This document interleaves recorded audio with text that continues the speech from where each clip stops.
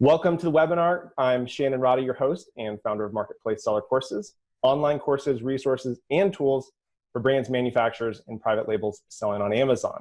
With me today, I have special guest Jen Harada, a social media expert who got into social media during middle school, where he grew up in Hawaii. After college, he spent 2 years at music video giant Vivo, building social games and apps, followed by 6 years at publishing conglomerate Condé Nast, starting as director of social media before moving up to senior director of audience engagement, executive digital director at W Magazine, and lastly, heading up digital beauty innovation and strategy. He is also currently a partner at Plus One, a digital marketing agency that focuses on social media strategy, content creation, brand partnerships, and paid media. And while at Condé Nast, he paved the way for what will become one of the largest contributors of social media content, currently generating over 5,000 unique videos each year and garnering over 1 billion views every single month. Out of college, he used to teach older financial journalists on Wall Street how to use Twitter. So Jen, thank you so much for joining me today. It's a pleasure to have you. Yeah, likewise. Thanks so much for having me. Today, we're going to be talking about sort of 3 critical aspects, and we'll break it down, but really the importance and role of social media, how to build that following, and then how to monetize that following. We spoke a couple months ago. We're currently working on a project together, a company that's launching on Amazon, and Jen is handling the social media and a lot of the brand partnerships, and I'm handling the Amazon aspect, and so that's actually how we met. And I think I'm like a lot of people, had a lot of misnomers about social media. I think both Amazon and social media hold sort of the same view in the world, as it were, that people know they're huge and they know they need to be a part of them, but they have no clue how. And most brands really struggle. Like, I know I need to be on Amazon and I know I need to be on social media, but I lack strategy. I'm get caught up on these little different things that, might distract me from priorities and values.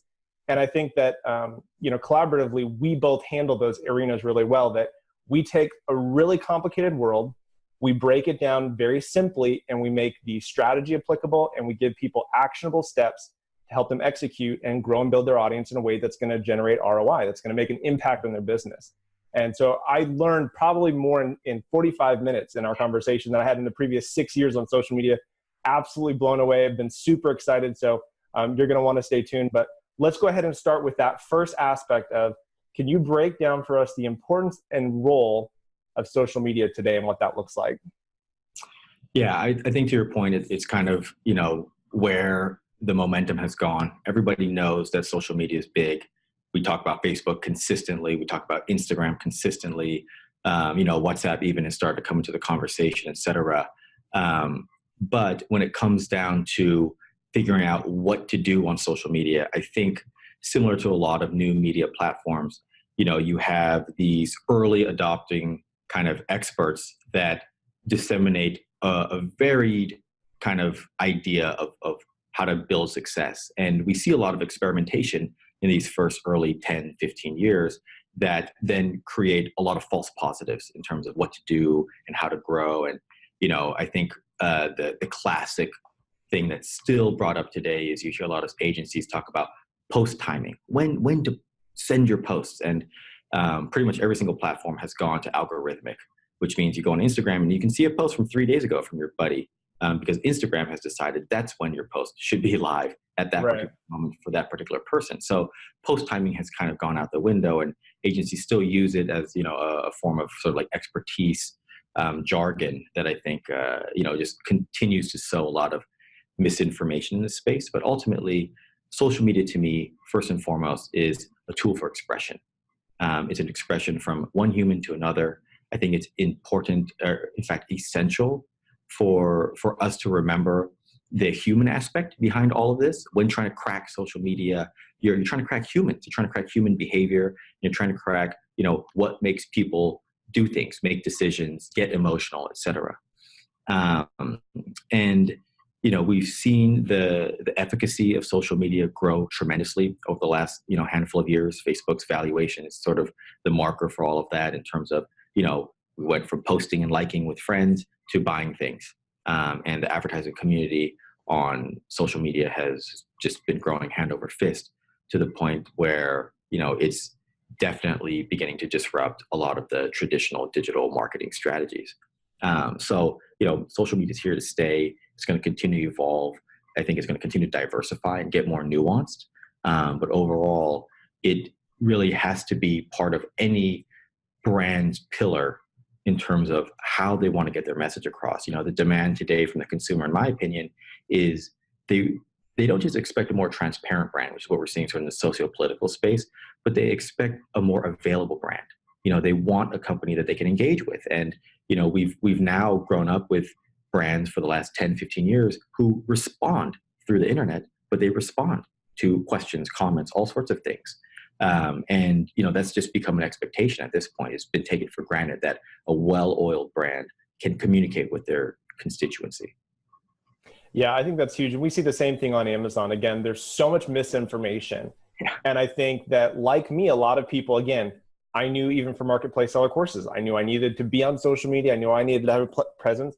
I had no idea which platform should I be on? How often should I post? What time should I post? And I realized that I probably spent a majority of my time and energy in nuanced things that, as you revealed, probably only make a 2 to 3% difference. And I think that's the biggest thing, and I deal with the same thing on Amazon. Okay, over 55% of all product searches start on Amazon. You have to be on Amazon. It has to be part of your strategy. But you also have to understand how it impacts the off Amazon thing. You can't just focus on Amazon. Without distribution enforcement, map enforcement, you're going to kill all your retailers. You're going to kill channel diversification. So there has to be this holistic, integrated understanding of, this is what Amazon does, this is what social media does, and this is how it should fit into our holistic platform. Right. I think that authenticity, one of the things that you mentioned, really comes through, and it does play a part that, I'd love to get into talking about this to an extent, outsourcing aspects of social media, because certainly in terms of posting and engagement, there's certain aspects, there's things you can do internally, there's things that need to be outsourced, but the communication has to be authentic or people lose that. And I think we see the same thing, again, with Amazon communication. If you just hire somebody that doesn't really care, they're just going through the motions, people feel very personal about that because they're personally putting themselves out. They're expecting a personal response. To know that it's a human being on the other side and not just a chat bot can make a big difference. So I think that's a really key aspect in terms of the overview. Let's talk about and delve into the importance of focusing on human traits versus digital traits. Because again, we want to focus on the essentials. What are the principles that are going to be long-term? And again, I define a principle as a truth that you can leverage. So it doesn't matter who you are, it doesn't matter where you are. Those principles are here to stay. The tactics and the strategies and some of the little minor, things, if it's a new platform, those are going to change and come and go. But what are the principles that we can rely on that are going to make an impact and actually affect and impact people's business? So let's talk about the human traits versus digital traits. I'm curious to hear your thoughts on that. Yeah, this is I think personally my favorite part of social media, because over my career, and I think anybody who uses social media in any kind of moderate to heavy way, you'll understand what I'm saying when I say that the human traits of social media is that the ultimate goal always, speaking from a brand developing a social media presence, or even just an individual developing a social media presence, is you want to connect with another human. Mm-hmm. You don't want to connect with just something random out there. You want to connect with another human.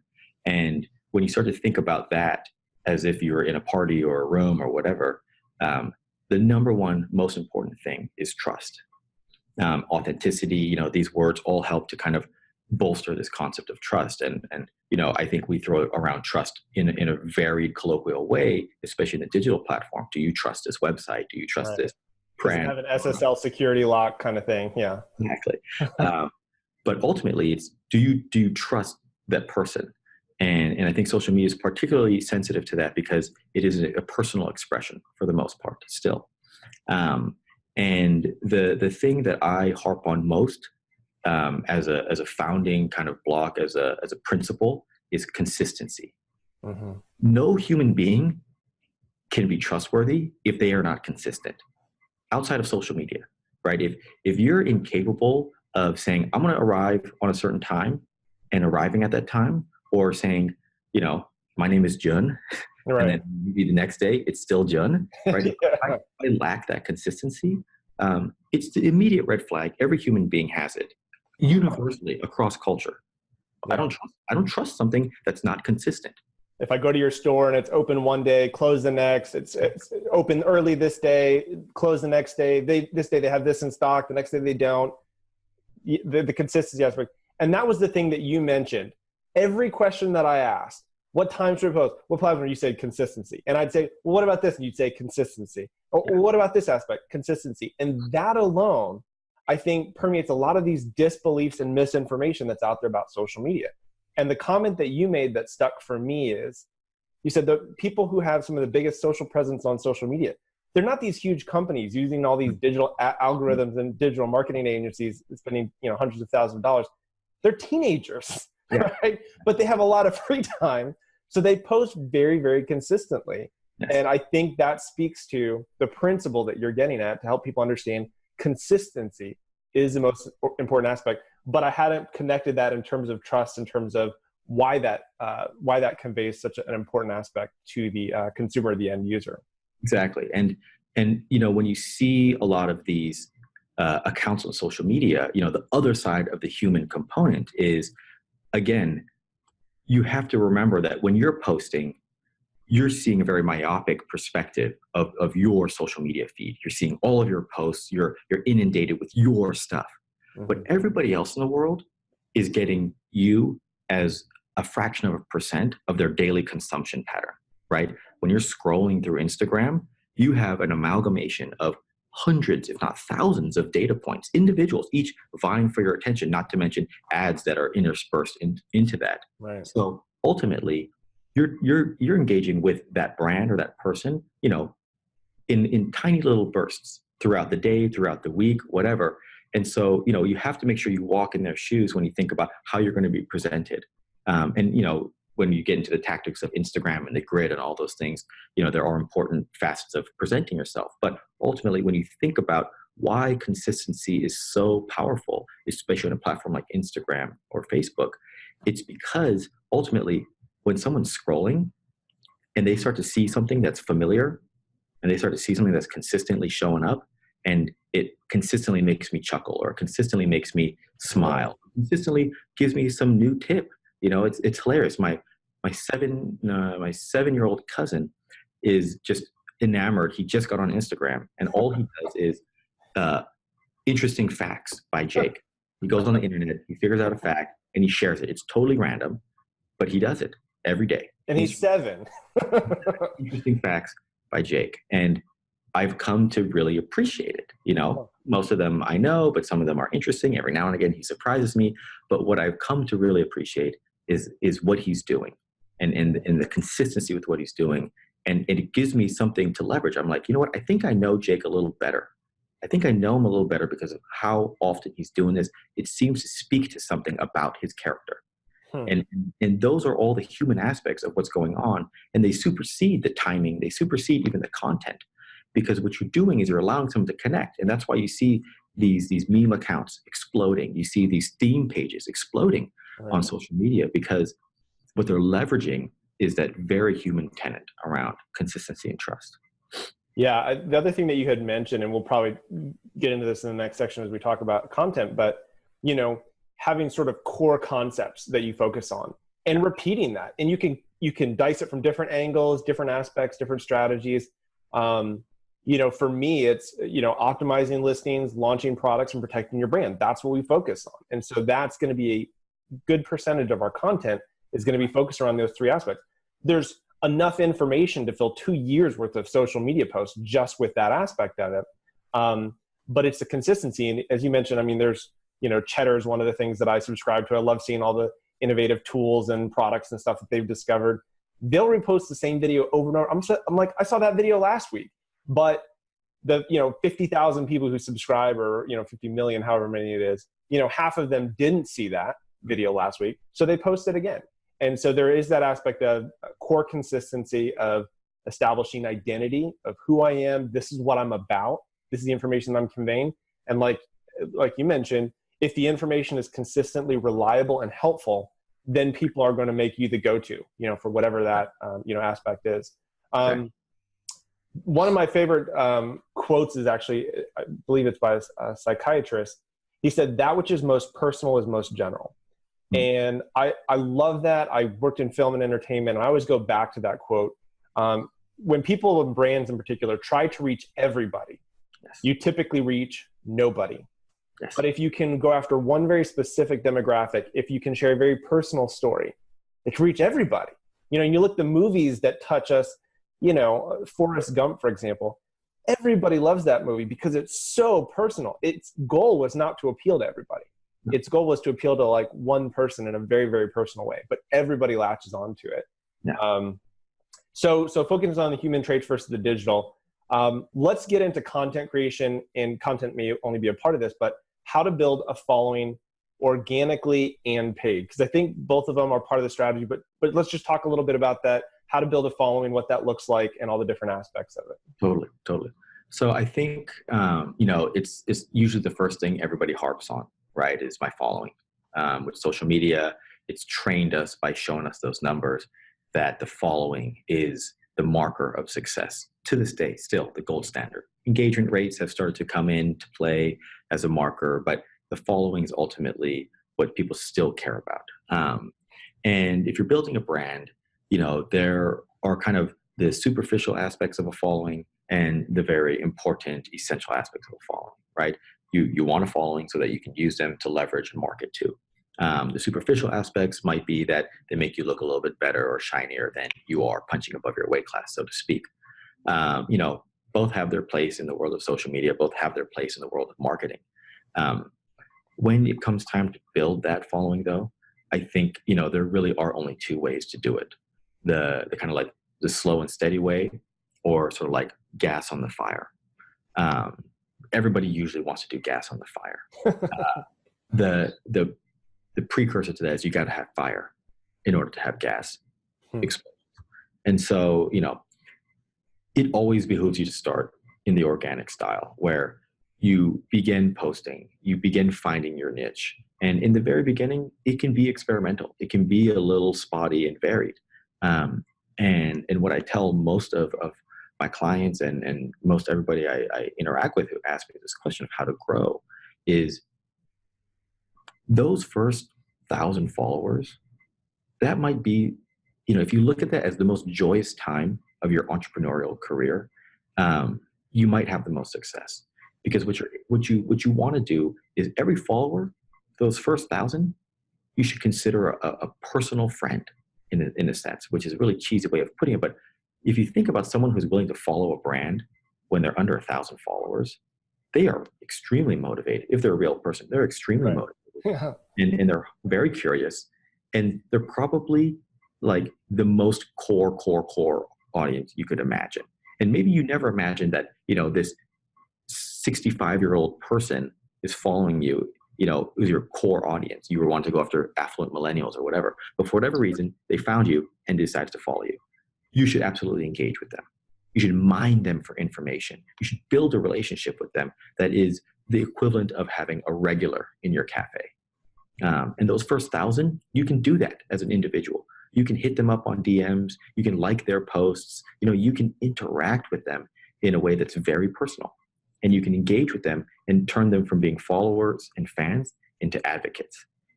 And to me, that's when your growth will really catapult. Everybody's so obsessed with virality. You know, if they could just go viral. Right. Sure, if you could just go viral, you'd be a billionaire. Because if you could just go viral, you could do anything you wanted, and you could do whatever you wanted on social media. Right. No one can just go viral. You know, virality is really, truly, at the end of the day, a measure of one's ability to connect, right? To that point, driving an emotional message that gets people stirred up to the point where they want to share it, either directly through social media, or they tap a friend on the shoulder and they're like, you got to see what I just saw. Right. In the absence of virality, which is 99.99% of everybody on the internet, you use the personal connection. And the reason I really tout that is because, again, going back to the human traits, people make decisions when they're emotional, plain and simple. You have to get someone emotional before they're going to feel like they can make a decision, good or bad, yes or no. One way to do it is you become annoying. It's a classic radio jingle. You get so annoying, someone's like, God, that song again. Get them angry, boom, it got imprinted in their mind. Now they'll always remember it. They might have a negative connotation, but they'll always remember it. The same thing can happen if you reach out to somebody and you decide to kind of just spend some time getting to know them. How did you find us? Oh my God, I just launched 2 months ago. Thank you so much for following us. What can I tell you about my brand? You know, See, suddenly the person's going to walk away and with some great I information. think that that's so I mean, it's like, I just want to pause it right there. I think that is the dividing line that a majority of brands stop at. Yes. That they want to build followership, they want to build engagement, they want people to like and buy, and we post this and everybody shares it and stuff and likes it, and yet for the first 200, 300 people, they never reached out or engaged or followed back or nothing. Yeah. And that's where the money is, essentially. I mean, I'm not saying that it should be totally focused on finances, but because there's so much more to it. If you go back to what you said originally, it really is about personal relationships. It's just another way to develop them. Exactly. And so there's people that I actually met on social media that I've become very dear friends with, that we work together, that but it started with, I liked a video and then I commented on it and then I private messaged them and said, hey, we should chat. We had a phone call and then we actually met up in person. And so I think that if people can get over that hump, then they will at least get past the first barrier, which is how to build and grow social media. It's engage with the first 100, engage with the first 500, or like you said, the first 1,000. If that's your core audience, people who are willing to look like you, listen to you, I think that's huge. And that comes from, like you said, doing those consistent posts and getting out there. And I coined this term years ago, but the concept is greatness grows in groups. But it's essentially, if you and I connect, then we've just doubled our resources, we've doubled our network connections, we've doubled our strategies, information, anything that you could conceive of. The same is true in a social world in a slightly different way, where if I connect with just one person and they like my post, it's now shared with everybody who follows and likes them. So that aspect is important, but we have to remember that what actually comes from, or what it actually comes down to, is that authentic connection in the relationship that I had with that person. Absolutely. And if I bypass that and I'm just trying to get likes and shares and stuff, you're essentially missing out on the most important aspect of social media, which is an opportunity to engage with your brand constituents. So, and there is no downside. At the worst case scenario, you learn a lot about your prospective audience, right? You learn about your prospective customers. In the best case scenario, they become advocates and they walk outside and they go, I just found this new product and the CEO is absolutely amazing. I was chatting with them on Instagram, and I'm an expert now. Let me talk to you about it. Yeah, it's absolutely fascinating. Anything else in terms of building following organically and paid? Do you want to talk a little bit about the paid?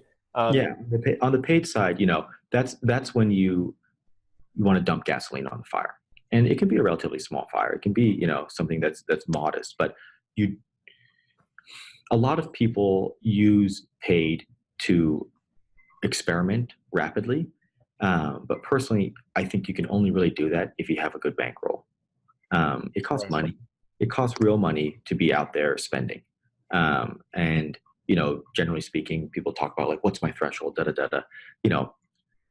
you have a post and you're going after a relatively quality audience on, let's say, Facebook or Instagram, it's going to be like probably anywhere from $50 to $100 a post, and you're going to need dozens of posts so that you can iterate and learn and get it out there and feel like you're really developing the right kind of tweaks. The other way to do that, though, is you experiment organically. You engage with that audience. You learn what that core group of people, if you can figure out what 100 people all seem to like together, these disparate 100 people, the chances are that 10,000, a million people will also like them, right? Yeah. Because at the end of the day, especially if there are 100 relatively similar people, let's say they're all in the Midwest, or they're all Americans, or they're all fitness enthusiasts, the chances are that will resonate and extrapolate to a much larger audience, in which case, when you do your paid and you, again, target that similar type audience, you're going to find a much more effective benefit to that, and your dollar is going to go a lot further. And so I really behoove people to sit with them, figure out that experimentation early on the content side, figure out what's working. What is your consistent value add? Is it me sitting in front of a camera doing, Thursday talks? Is it, doing a fun fact every day? Like, what is that thing that people seem to be resonating with the most? And then take your money and begin to use that as a form of experimentation and diversify from there. And that to me is the 1-2 punch if you're doing a bootstrap kind of lean way of growing. Yeah, there's a tendency to always like try to delve into the specifics, which we keep, going back to is the specifics, not that they don't matter, but they matter so little and it can vary. But I do want to touch on one aspect. Most brands that I know have a tendency to want to make all of their posts about sales and selling. Exactly. What are your, it's like, I've got a Tide brand of cleaner, for example, and every social media post is basically on sale now, or check out our new detergent, cleaner, or we've got a new product line and stuff. What are your comments or thoughts from a strategic standpoint in terms of types of content for brand owners? Yeah, I think the best way it's ever been put to me was think of your content types, if we're going to call it that, not unlike the way you would woo somebody or make a friend, right? So initially, if you go up to a random person and you say, "Hey, you want to come over for coffee?" They're like, "What's your name? Are you a killer?" There's no context. And the same thing happens with a brand. We as consumers, and I cannot stress this enough, because I think generally speaking, people who move into this brand building side, they tend to forget their own consumption habits and patterns. And I hear it all the time when they move into digital. When they're building a brick and mortar, it's very different. They have this kind of human touch. But when they move into digital, they forget about all these human aspects. And the first one is your consumer is extremely intelligent. They're hypersensitive to marketing. I mean, if you think about the average American, they probably have a PhD in marketing and advertising by the time they're 18. They understand sponsorship and all these things. And so we have to treat them with that level of respect. Otherwise, you will turn people off immediately. And the first way you show respect is the same way you show respect to a human being. They're the same tried and true tropes. You build context. You introduce yourself. So your initial content has to be introductory. It has to be explanatory. You have to prove why you should exist as a product. And then you can go to converting people. And that same threshold of when you can ask somebody whether or not they want to have coffee at a cafe, or if they want to come back to your house and have coffee, there is a kind of like sensitivity that we all play with. Some people can move very quickly into that phase. Other people cannot. We should very much think about it in that same concept where, how are you as a brand developing a relationship with your audience?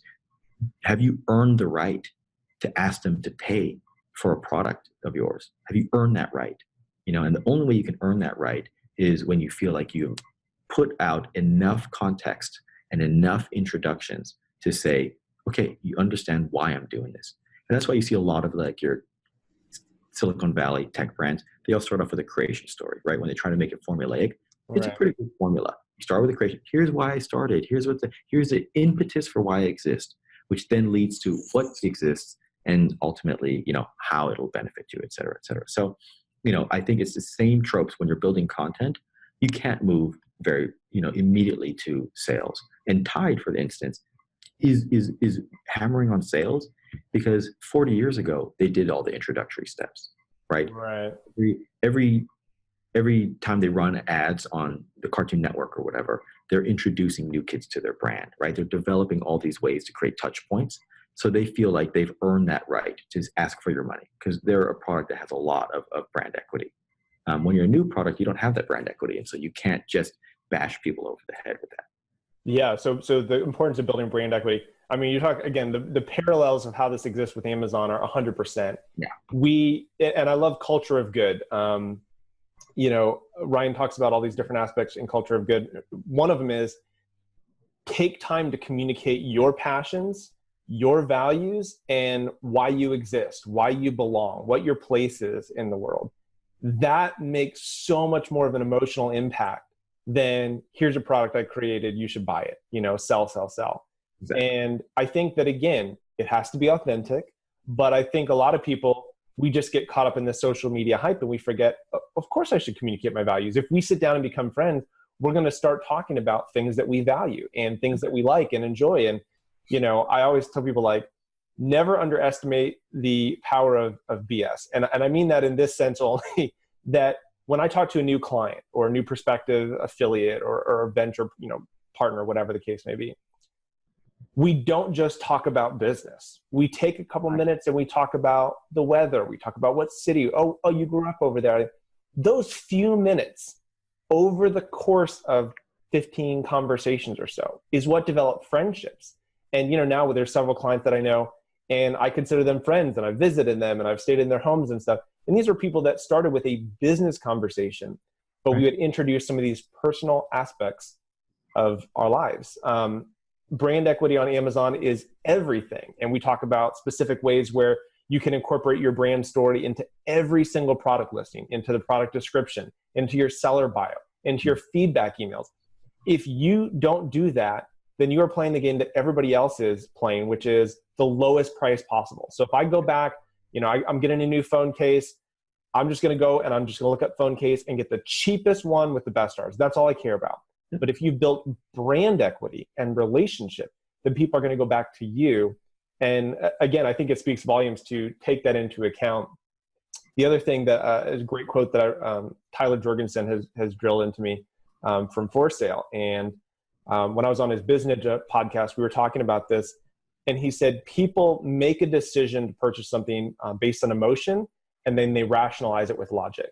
And so you have to give them both, right? So the emotion is what creates the decision.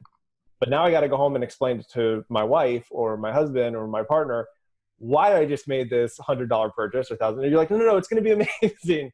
And so part of it is the emotional side is the authentic connection, passion, value, the why, the who, those details about our lives that matter. And then the logic part is, here's how it's going to make your life easier. Here's how it's going to make your life better. Here's how it's going to make it simpler. But I think those two things are so important for people to keep in mind, whether it's, like I said, creating an Amazon listing or a social media post. How does this emotionally engage people? And then how does it provide the logic behind, why this is going to be helpful to them as an owner of the product in the future? Yeah. The emotional hook cannot be understated. And I think a lot of people, they harp on the value prop, right? That's what you do when you build a brand. This is my product. This is why you should buy it, da, da, da, da, da, da. But at the end of the day, if there is no emotional hook, the context for that product falls flat, to your point. And, and again, we have to remember that especially as American consumers, we live in a multitude of choice. There is always another version. If you happen to create something so new and you've patented and you're the one of one, great. You can probably get away with just some good salesmanship. But for the rest of us, we're dealing with a lot of competition, and not just competition for your product, your competition for just your dollar, right? Mm-hmm. I want to buy an iPhone case, but I also want to buy an Apple, and I got to figure out which one's going to win my dollar that day.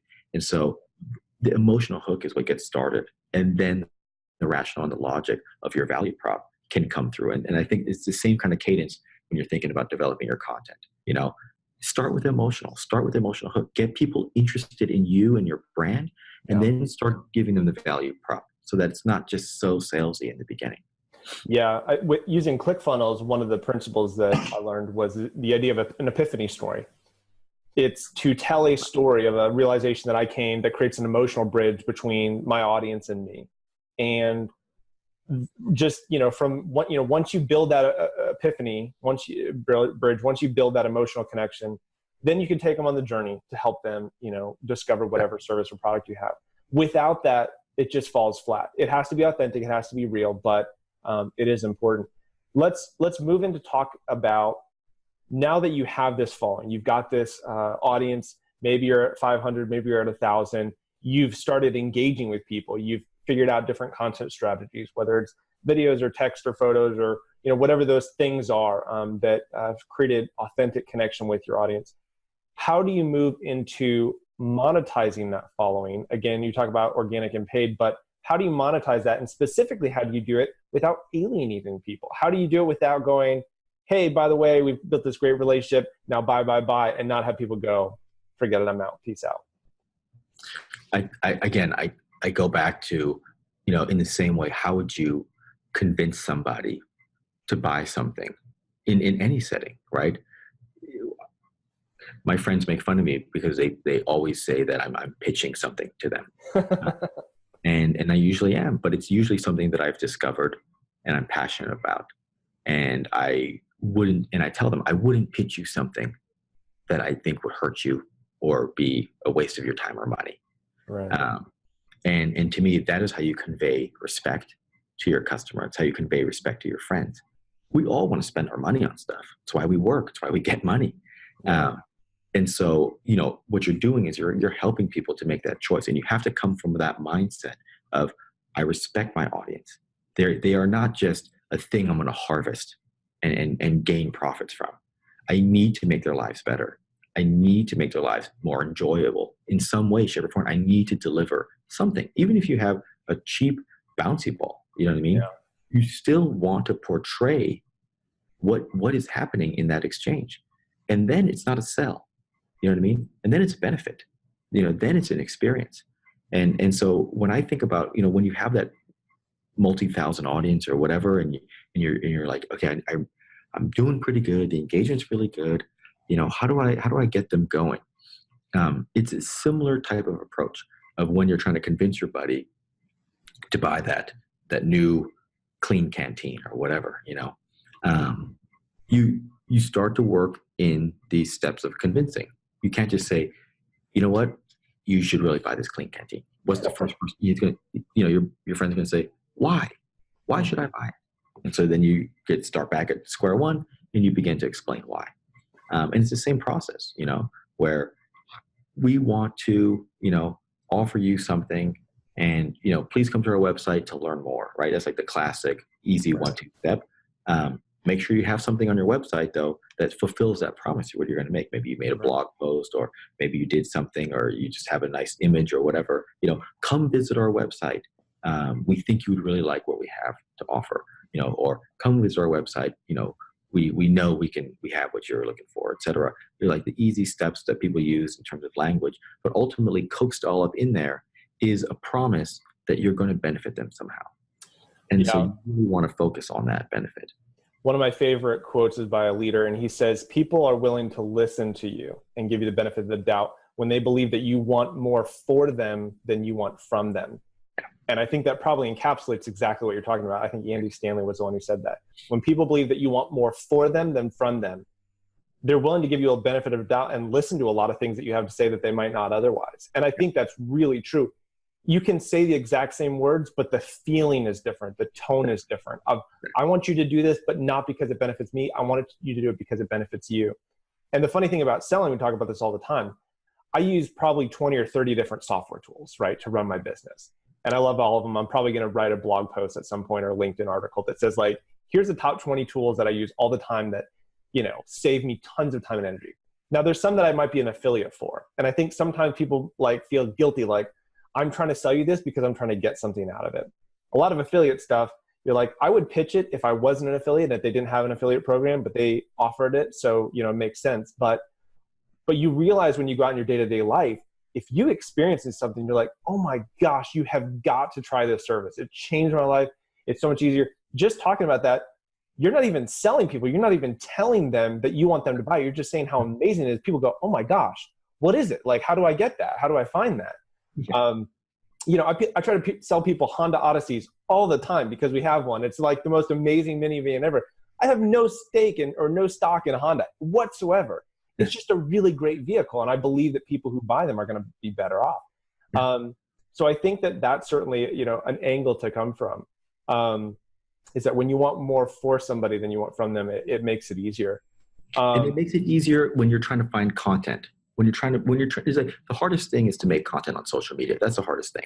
Mm-hmm. And people tend to get stuck in that where, oh, is this too rough? Is it too raw? Is it going to portray my brand the wrong way? Blah, blah, blah, blah, blah. And that Honda Odyssey anecdote, I think, is exactly what social media is all about. At the end of the day, if you come with the truth, with the emphatic truth, nobody is thinking whether or not they want to buy a Honda Odyssey. They're more excited to hear your passion for Honda Odyssey. Like I'm never going to buy a Honda Odyssey right now in my life, but I suddenly want to hear that now. Wait till you have kids. I want to hear about your experience with the Honda Odyssey. Yeah. You seem so genuinely enthusiastic. Yeah. And suddenly I don't care that the content's not even for me. I'm ready to receive it. And that goes back to that Forrest Gump anecdote you made, where that personal injection is universal, right? Every human being can relate to what it is to be excited about something, right? And so to see anyone get excited about anything, it doesn't matter if it's completely off topic or not about you. You can suddenly bridge a very essential gap, which is we all have wants and needs, and we all have passions, and I want to connect on that level. Mm-hmm. And suddenly, if you can sway me to share in your passion, cool. Maybe I'll become a Honda Odyssey enthusiast like you without ever having to drive one. Mm-hmm. I just suddenly am aware of the benefits that it has for someone who's about to start their family. Yeah, it is huge. Let's talk a little bit about, I want to make one more comment, and then I want to dive into a little bit how the social audience can be leveraged for Amazon. But this goes again to how we write content for an Amazon listing and how pertinent it is. There's those 5 product features at the top, right underneath your main product images, and they just call them product features. Well, most people just write a product feature. And the problem with that is it doesn't sell. And we coach people, we tell people, and we do this for our clients, we emphatically insist on these 2 aspects. You have to give them a feature and a benefit. So every single product feature has to have a feature and a benefit. And the example I always use, I don't know if it's a great one, I could probably find a better one, but the example I always use is, it has a 700 milliampere 9-volt battery.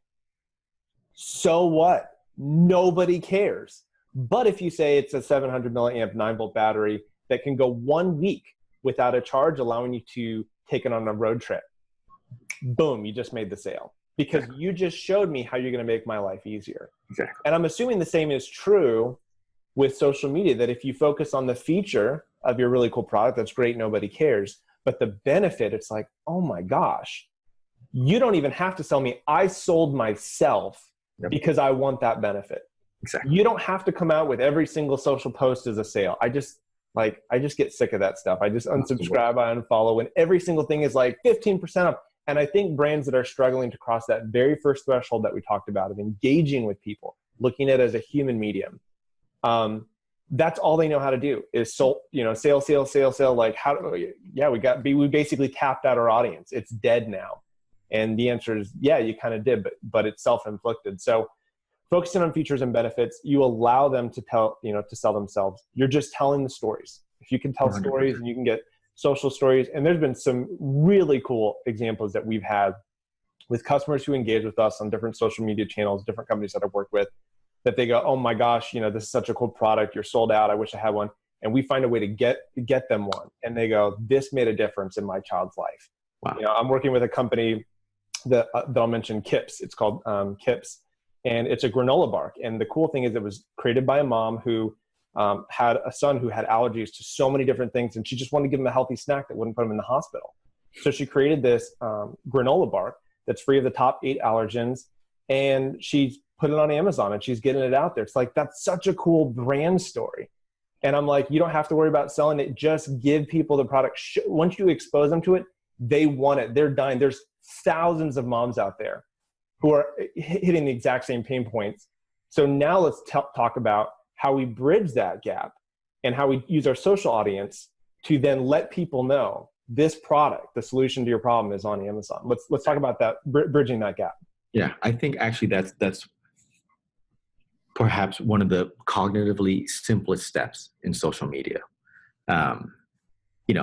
You build a website or you show up on Amazon. Ultimately, you build a destination for your audience to go engage with you in a broader way. Mm-hmm. And the most important thing, in my opinion, when you're starting that is to very much think of it as the same kind of benefit feature, relationship, where if you want to learn more, if you want to engage more, if you want to, experience more that I can give you than this tiny little portal through social media, come over to my store. come over to my place. I have a lot more to offer you, right? And I think in social media, the benefit conversation often is where people need to focus more on.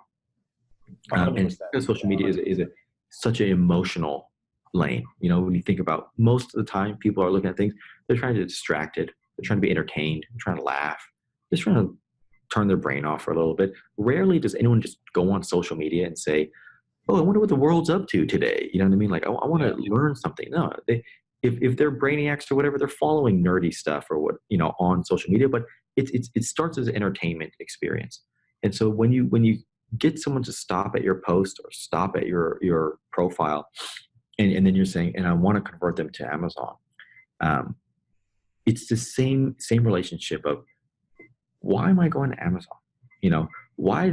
Because the signals go off in someone's mind where I feel like I'm about to get sold something. I feel like I'm about to walk into a bear trap where they're just going to start bombarding me with all this advertising language and jargon. And to your point, if they're following the steps that you provided to create a very genial Amazon page, you know, the same tenets are going to apply to how they translate the back and forth between social media, which is ultimately to say, you know, a post could very much look like, you know, we're up on Amazon now. You know, we have all of our product photos there in high res. We have all of our nutrition facts. We have all of our whatever. You know, suddenly you're saying, I'm not here to sell you stuff. I'm just here to do what I can't do on social media. I want to give you more information. You know, I want, and the nice thing about social media is, again, don't think about the whole world. Think about the people who are following you. Think about the people who have already leaned in and said, I do want to learn more. Jun, please tell me more. Okay, cool. Oh, you opened up Amazon. Oh, interesting. It's like, you know, just did an amazing photo shoot, uploading the images to Amazon now. You know, please go check them out if you want to see our stuff in the highest resolution, you know, or if you want to be able to look at it 360 or. It's totally different. It feels totally different. It conveys the message totally different. It comes across totally different. And to your point, people know when they feel like somebody's trying to sell them something. Absolutely. And those alarms go up. I want to talk about a really, really important relationship because we're doing this right now with the brand that we're working with. Yeah. You have to have this 3-step process. It's the Amazon flywheel. You optimize your listings, then you launch your products by driving internal and external traffic. Internal traffic would be an example, you know, like campaigns, Amazon campaigns. External traffic, social media is huge. It's a great example of that. And then the last part of that flywheel is you analyze your listings. You look at your conversion rates, your sessions, you see how effective it's working, price points, fulfillment, all those different things. And then you basically keep going. Then you optimize, and then you launch, and then you analyze. And once once you work that flywheel, people ask, like, what's success on Amazon? And they get caught up in all these crazy, ridiculous things. You're like, that doesn't matter. Stop focusing on it. Forget about, you know, seller fulfilled prime. Like, you're not ready. Like, you need to focus on these, you know, these things. These are the core things. And Amazon may be a little different. I feel like people ask what creates a successful Amazon business. It's doing 120 little things right. That's basically what it comes down to. There's 120 little things that you have to do right. And, you know, the same is true of like every business, you know, every startup. They go, what was your key to success? And you're like, there's like 1,000 things back there in my path. Like, I had to work through all of these different things. So it's never one thing, but if you understand the principle, then you can figure out the details. And so again, optimizing, launching, and analyzing are super key. One of the ways that we found social media to be super helpful is you can basically disrupt the Amazon ecosystem, because if you're most brands, most private labels, they're operating exclusively within Amazon. They're driving campaigns, relying on organic traffic. Well, obviously, if you build up your brand equity off Amazon, then that's going to have a huge impact. So, you know, TableMate, for example, been around for 25 years. They've got a search volume off Amazon. Mm-hmm. And so we know that that translates to on Amazon. That's fine. We can, you know, be bigger. But there's a lot of private labels and smaller companies that are disrupting the bigger companies and outselling them on Amazon on a SKU to SKU level because they figured out Amazon better. And if everybody else is playing in the internal Amazon ecosphere, and you can continue to drive external traffic using social media, using ads, using, you know, videos, whatever the case may be, you basically have an unfair competitive advantage. Everybody else is like, how did they get to #1 bestseller? It's like, well, we drove, 150,000 people from social media to the Amazon listing, and, we had this % conversion rate. So talk a little bit about what that might look like in terms of a relationship from a social media standpoint. And then I also want to kind of touch on, it's a little bit of tangential, but it's very, very relevant, which is some of these social media influencers and partnerships, and just briefly touch on what that looks like for launching the Amazon product. Yeah, I mean, I think figuring out, how platforms value signals, and a person coming from Instagram to Amazon, that's as important it is for you as a customer. That's also a signal to Amazon, right? And these signals are essential because ultimately we're dealing with a very algorithmically inclined platforms: Instagram, Facebook, Twitter, Amazon, right? They all have algorithms because they're trying to sift and curate huge amounts of information. And so what you're trying to do is ultimately give some of the best signals you possibly can. That's what those 120 points, right, are all just different signal cues that you're trying to line up so that when an audience member goes through them, it's lighting up the right parts of Amazon. Right. The same inclination is with Instagram. And when you can drive that high quality audience from Instagram to Amazon, and they can light up the right signals, your search results might go up, your conversion might go up. And ways to prep your audience to do that, or to give them the right context. Again, going back to that human aspect, you don't ever just want to throw someone into a dark room. You want to tell them, hey, the light switch is to your left, a couple doors down, that's where the bathroom is. Mm-hmm. And in the same context, when you're talking about going on Amazon, it's that benefit that you want to sort of like give them a map. It's, saying, we just launched 2 products on Amazon, please go check it out. We're not ready for Prime yet, because we just launched, but, blah, blah, blah, blah, blah. You can give too much information, but there is a nice balance of saying, you know what, I want to make sure you don't go in there blind. And people do appreciate that. You got to remember, if you treat that audience member with the respect, that the highest level of respect, they will feel that. You have to trust they will feel that. You have to remember that this is not going to alienate somebody. If you do the human test and you're like, yeah, that seems friendly, that seems genuine, okay. And it's the same game, whether you're doing paid media at this point or you're just running organically. Some of the best platforms for doing that obviously are places like Instagram. You use the story feature, it disappears, but you can swipe up. Exactly. And YouTube is a social media platform that I think is underserved greatly in the community, because that's where you can get a lot across. Video is the #1 way to emote, and you can drop a link right there really easily. And it just kind of shows up in the feed, and it gets people to Amazon.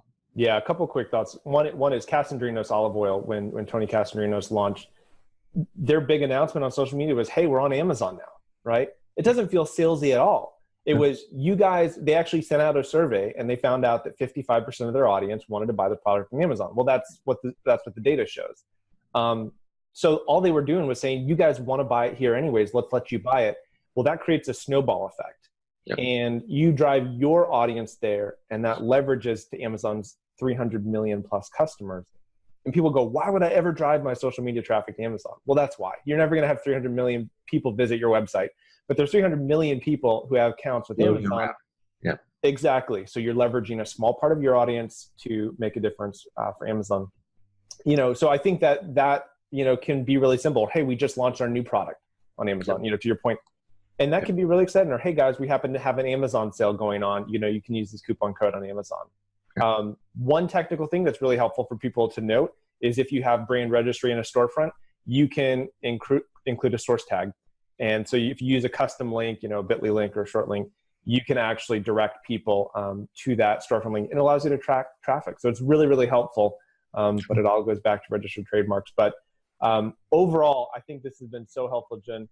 Any final thoughts as we wrap up in terms of social media? Any parting words that you would give to our audience of strategic steps that they can take, things that they need to think about, things that need to be at the top of their priority list if they're looking to build and grow their audience to get coverage?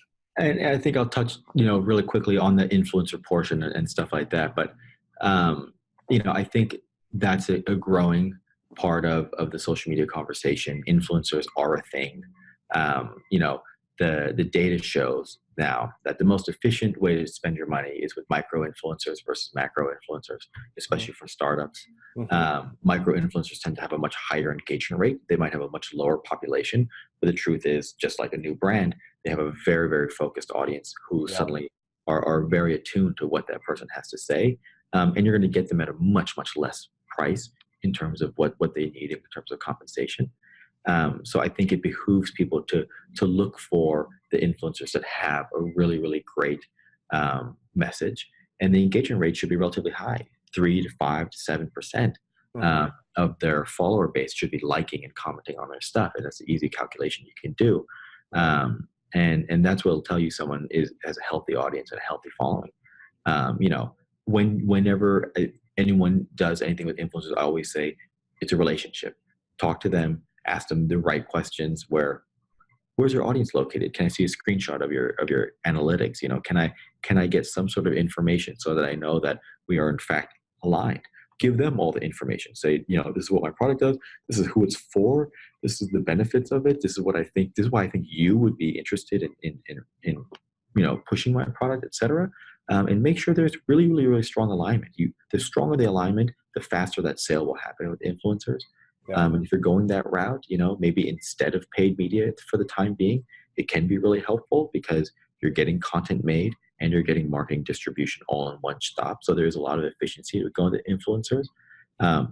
That said, there is a lot of bad influencers out there. It's not hard to get 10,000 followers. Exactly. Right. It's not hard. You do certain things and suddenly your following's growing, but you may not have the following that is willing to convert or that trusts you to buy something. They just like your photos. They just like your perspective, or you're inflammatory or whatever. You make them laugh, but you're not really supposed to sell them anything. So make sure they have a track record of being able to do that. Or if they don't have a track record, talk about, really how they're going to step into that lane and grow with you if you guys are about to both embark on that together. I think it's really, really important. Yeah, Tony and I talked about this a lot. Social media, having that dual relationship followers engagement, is probably the fastest and best way to find some micro influencers, to find affiliates, to find people who are going to be brand ambassadors. And Tony says, look, if you want to find affiliates, he's like, the first place you should start is see who's following you. Look at the size of their audience. We think of affiliates or influencers in this, certain context, that they got to have 1 million followers. They've got to be this. He said one of his best affiliates is a 14-year-old girl who like cooks at home. She's like a chef. Again, right back to our first part of our conversation. She sells his olive oil all day long just because she uses it, right? And so I think that not underestimating people, not overvaluing numbers, but looking at relationship engagement is so huge. The one last comment I want to make in terms of posting is, I don't know why I wouldn't have thought of this before, but if I'm writing a social media post, if I format it and wrote it in such a way that I'm just communicating that information to a friend of mine, would I feel comfortable with that? Or would he be like, well, why did you send me this? And understanding who your audience is. When you do like a commercial, for example, they always say, envision the person that you're selling to, so envision the person in front of you as you make that, that speech or that pitch. And I love the principles, again, that you've conveyed today and related to our audience. So thank you so much for joining me. Your website, Plus One Crew, is going to be below, and we will go ahead and put this on all social platforms. If you have questions, you can reach out to him through the website. And again, we'll tag him and all this stuff. So Jim, thanks again for joining me. I really appreciate your time today. Awesome. Thanks so much.